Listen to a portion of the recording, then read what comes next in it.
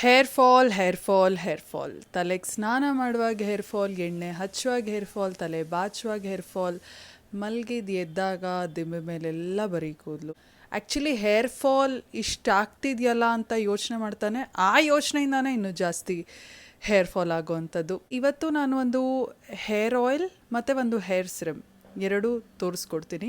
So ಈ ಒಂದು hair oil, hair serum continuous ಆಗಿ ನೀವು ಯೂಸ್ ಮಾಡ್ತಾ ಬನ್ನಿ. ಮನೆಯಲ್ಲಿ ತಯಾರಿಸ್ಕೋಬೋದು ಈಸಿಯಾಗಿ. ಇಟ್ಸ್ ವೆರಿ ಸಿಂಪಲ್, ಏನು ಜಾಸ್ತಿ ಕೆಲಸನೇ ಇಲ್ಲ, ಬಟ್ ವೆರಿ ಎಫೆಕ್ಟಿವ್ ಆಲ್ಸೋ. ಈ ಒಂದು ಹೇರ್ ಸಿರಮ್ ಏನಿದೆ ಇದನ್ನು ದಿನಾ ರಾತ್ರಿ ನೀವು ಹಚ್ಚಬೇಕು ಮಲಗ್ತಾ. ಮತ್ತು ಈ ಹೇರ್ ಆಯಿಲ್ ಏನಿದೆ ವಾರಕ್ಕೆ 2-3 ಸರಿ ನೀವು ಯೂಸ್ ಮಾಡಬೇಕು. ಓಕೆನಾ?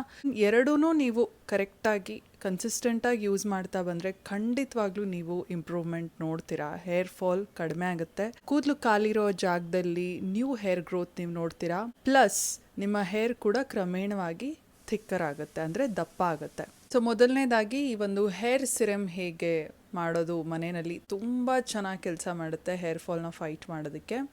ಸೊ ರೋಸ್ಮೆರಿ ಲೀವ್ಸ್ ಗೊತ್ತಿರುತ್ತಲ್ವ, ಇದನ್ನು ನೀಟಾಗಿ ಫಸ್ಟು ವಾಶ್ ಮಾಡ್ಕೊಳ್ಳಿ.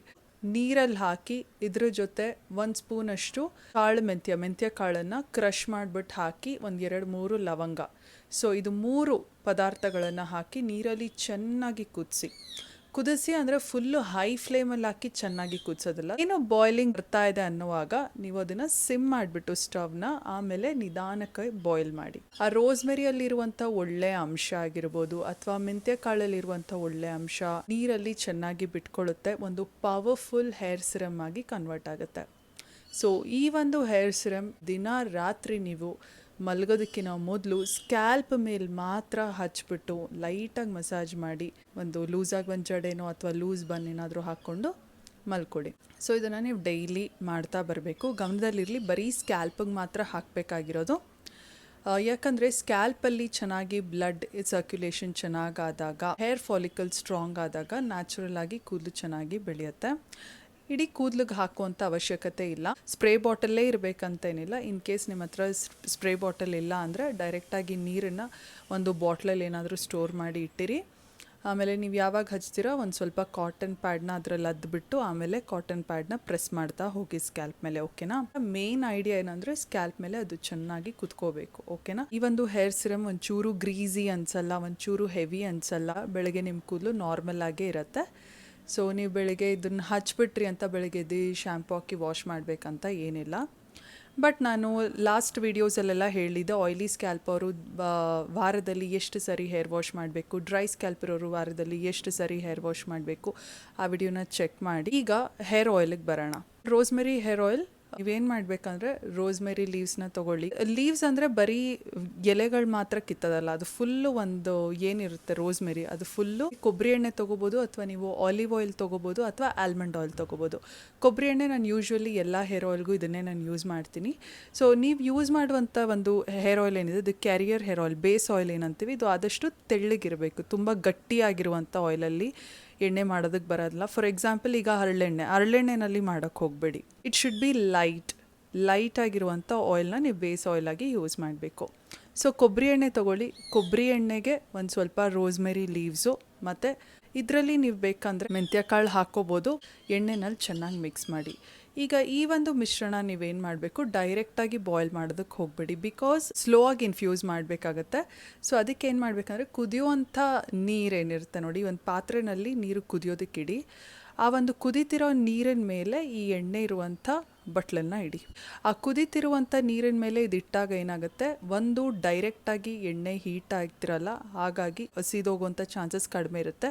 ಮತ್ತು ಈ ಒಂದು ಡಬಲ್ ಬಾಯ್ಲಿಂಗ್ ಪ್ರಾಸೆಸ್ ಅಂತೀವಿ. ಈ ಡಬಲ್ ಬಾಯ್ಲಿಂಗ್ ಪ್ರಾಸೆಸ್ಸಲ್ಲಿ ಏನಾಗುತ್ತೆ, ಸ್ಲೋ ಆಗಿ ಇನ್ಫ್ಯೂಸ್ ಆಗುತ್ತೆ. ಅಂದರೆ ರೋಸ್ಮೆರಿಯಲ್ಲಿರುವಂಥ ಒಂದು ಒಳ್ಳೆ ಅಂಶ ಏನಿರ್ಬೋದು ಸ್ಲೋ ಆಗಿ ಬಿಡ್ತಾ ಹೋಗುತ್ತೆ. ಇನ್ನು ಡಬಲ್ ಬೆನಿಫಿಷಿಯಲ್ ಅಂತ ಹೇಳ್ಬೋದು. ಅಟ್ಲೀಸ್ಟ್ ಒಂದು 15-20 ಮಿನಿಟ್ಸ್ ಆದರೂ ಇದನ್ನು ನೀಟಾಗಿ ಇನ್ಫ್ಯೂಸ್ ಆಗೋದಕ್ಕೆ ಬಿಡಿ. ಆಮೇಲೆ ನಿಧಾನವಾಗಿ ಇಳಿಸಿ ಸ್ವಲ್ಪ ಆರಿದ ಮೇಲೆ ಒಂದು ಏರ್ಟೈಟ್ ಕಂಟೈನರ್ ಅಂದರೆ ಗ್ಲಾಸ್ ಬಾಟಲ್ ಅಥವಾ ಸ್ಟೀಲ್ ಬಾಟಲಲ್ಲಿ ಹಾಕಿ ಸೈಡಲ್ಲಿ ಇಟ್ಟುಬಿಡಿ. ಆ್ಯಂಡ್ ಇದನ್ನು ನೀವು ಬೇರೆ ಬಾಟ್ಲಿಗೆ ಟ್ರಾನ್ಸ್ಫರ್ ಮಾಡ್ತಿರಲ್ಲ, ಅವಾಗ ಏನು ಮಾಡಿ ಅಂತಂದರೆ ಈ ಮೆಂತೆ ಕಾಳು ಮತ್ತು ರೋಸ್ಮೆರಿ ಏನಿದೆ ಇದನ್ನು ಬಿಸಾಕೋದಕ್ಕೆ ಹೋಗಬೇಡಿ, ಈ ಎಣ್ಣೆನಲ್ಲೇ ಹಾಕ್ಬಿಟ್ಟು ಕ್ಲೋಸ್ ಮಾಡಿಡಿ. ಅಟ್ಲೀಸ್ಟ್ 1-2 ದಿನನಾದರೂ. ಇನ್ ಕೇಸ್ ಅದು ಇನ್ನೂ ಏನಾದರೂ ಇನ್ಫ್ಯೂಸ್ ಆಗಬೇಕಂತಂದರೆ ನಿಧಾನವಾಗಿ ಆಗ್ತಾ ಹೋಗುತ್ತೆ ಎಣ್ಣೆನಲ್ಲಿ. ಸೊ ಈ ಒಂದು ಹೇರ್ ಆಯಿಲ್ ವಾರದಲ್ಲಿ 3 ಸರಿ ಯೂಸ್ ಮಾಡ್ಬೋದು. ಡ್ರೈ ಸ್ಕ್ಯಾಲ್ಪ್ ಅವರಾಗಿದ್ದರೆ ನೀವು ವಾರದಲ್ಲಿ 3 to 4 ಟೈಮ್ಸ್ ಕೂಡ ಯೂಸ್ ಮಾಡ್ಬೋದು. ಆಯಿಲಿ ಸ್ಕ್ಯಾಲ್ಪ್ ಇರೋರು ವಾರದಲ್ಲಿ 2 ಸರಿ ಯೂಸ್ ಮಾಡಿದ್ರೆ ಸಾಕು.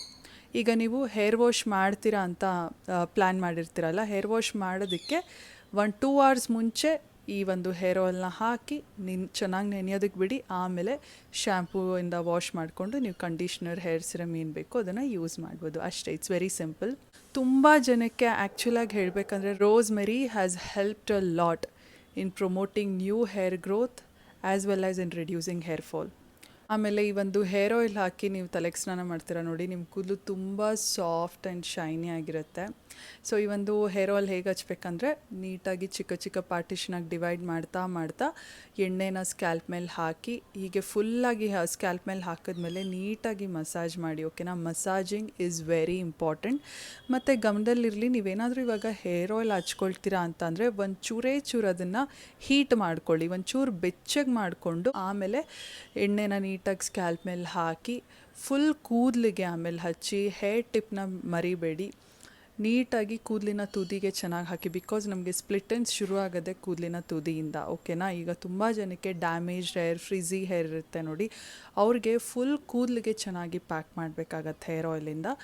ಆ್ಯಂಡ್ ಸ್ಕ್ಯಾಲ್ಪ್ ಮೇಲೂ ಕೂಡ ಚೆನ್ನಾಗಿ ಹಾಕಿ ಒಂದು ಕೊಂಡೆ ಹಾಕಿ ಆಮೇಲೆ ಇದನ್ನು ಹೀಗೆ 2 hours ಬಿಟ್ಬಿಡಿ. ಯಾವುದೇ ಕಾರಣಕ್ಕೂ ರಾತ್ರಿ ಇಡೀ ಬಿಡೋದಕ್ಕೆ ಹೋಗಬೇಡಿ. ರಾತ್ರಿ ಇಡೀ ಎಣ್ಣೆನ ಬಿಟ್ಟಾಗ ಏನಾಗುತ್ತೆ, ಏನೂ ಯೂಸ್ ಇಲ್ಲ.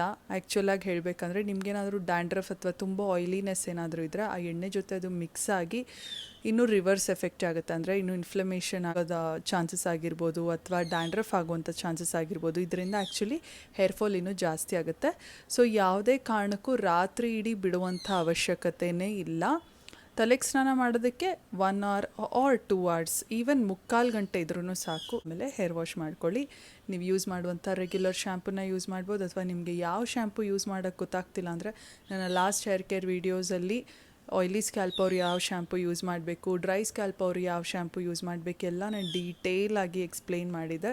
ಸೊ ಪ್ಲೀಸ್ ಆ ವಿಡಿಯೋನ ಚೆಕ್ ಮಾಡಿ. ಇನ್ ಕೇಸ್ ನಿಮಗೇನಾದರೂ ಲಿಂಕ್ ಬೇಕಂದರೆ ಹೇಳಿ, ನಾನು ಡಿಸ್ಕ್ರಿಪ್ಷನ್ ಬಾಕ್ಸಲ್ಲಿ ಹಾಕಿರ್ತೀನಿ. ಸೊ ನಿಮ್ಮ ಸ್ಕ್ಯಾಲ್ಪ್ ಟೈಪ್ನ ಅನುಗುಣವಾಗಿ ಶ್ಯಾಂಪೂನ ನೀವು ಯೂಸ್ ಮಾಡ್ಬೋದು. ಲಿವಿನ್ ಸಿರಮ್ ಏನಾದರೂ ಇದ್ರೆ ಯೂಸ್ ಮಾಡಿ. ತುಂಬ ಚೆನ್ನಾಗಿ ನಿಮ್ಮ ಕೂದಲು ರೆಸ್ಪಾಂಡ್ ಮಾಡುತ್ತೆ ಈ ಒಂದು ರೆಮಿಡಿಗೆ. ನಿಮ್ಮ ಕೂದಲು ಹ್ಯಾಪಿಯಾಗಿರುತ್ತೆ, ನೀವು ಹ್ಯಾಪಿಯಾಗಿರ್ತೀರ ಅಂತ ಹೇಳ್ತಾ, ನೀವೇನಾದರೂ ಈ ಸಿರಮ್ ಮತ್ತು ಹೇರ್ ಆಯಿಲ್ನ ನೀವು ಕೂಡ ಟ್ರೈ ಮಾಡಿದ್ರೆ ಹೇಗೆ ವರ್ಕೌಟ್ ಆಗ್ತಿದೆ ಅಂತ ನನಗೆ ಕಮೆಂಟಲ್ಲಿ ಹೇಳಿ ತಿಳಿಸೋದನ್ನು ಮರಿಬೇಡಿ. ಸಿಗುವ ಗೈಸ್ ಮತ್ತೊಂದು ವೀಡಿಯೋನಲ್ಲಿ. ಅಂಟಿಲ್ ದೆನ್ ಟೇಕ್ ಕೇರ್, ಬಾಯ್.